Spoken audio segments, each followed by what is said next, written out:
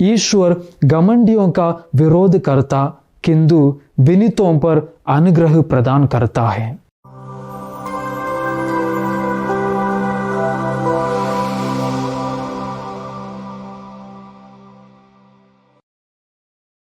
ख्रिस्त में प्रिय भाइयों तथा बहनों, आज के सुसमाचार में यीशु ईश्वर के रहस्य के बारे में बात करते हैं जो बच्चों जैसे विनम्र लोगों को दिया जाता है और बुद्धिमानों और समझदारों से छिपा हुआ है।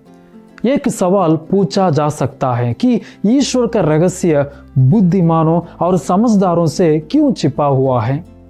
जो लोग बुद्धिमान और समझदार हैं, यदि वे सत्य की खोज में विनम्रता रखते हैं तो निश्चित रूप से ईश्वर स्वयं को उनके सामने प्रकट करेंगे। लेकिन उनमें बौद्धिक अहंकार होता है। बौद्धिक अहंकार उनके जीवन को अहंकारी बना देता है और वे खुद पर अधिक निर्भर हो जाते हैं।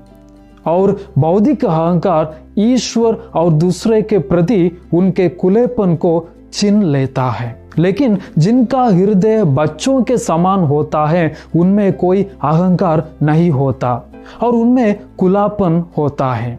हमें भी उन बच्चों की तरह बनने और ईश्वर पर अधिक से अधिक निर्भर होने की जरूरत है और हमें खुलेपन और विनम्रता की जरूरत है।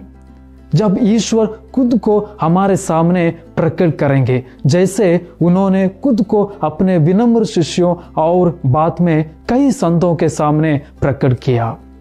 सवाल यह है कि हम अपने जीवन में खुलापन कैसे ला सकते हैं?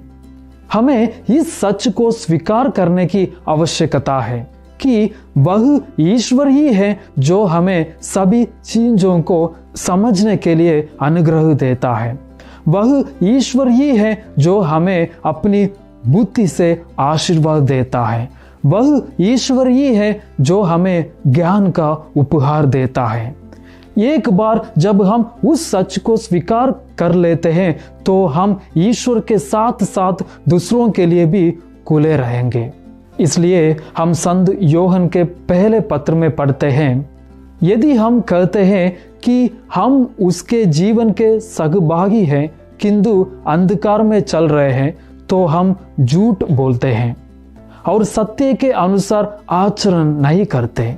परंतु यदि हम ज्योति में चलते हैं जिस तरह वह स्वयं ज्योति में है तो हम एक दूसरे के जीवन के सहभागी हैं और उसके पुत्र ईसा का रक्त हमें हर पाप से शुद्ध करता है।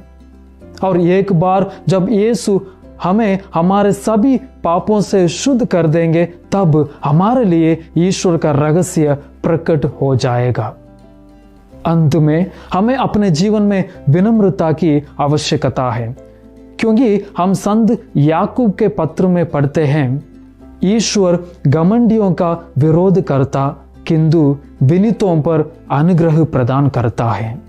यदि हम अपने जीवन में विनम्र हैं तो ईश्वर स्वयं हमारे सामने प्रकट होंगे।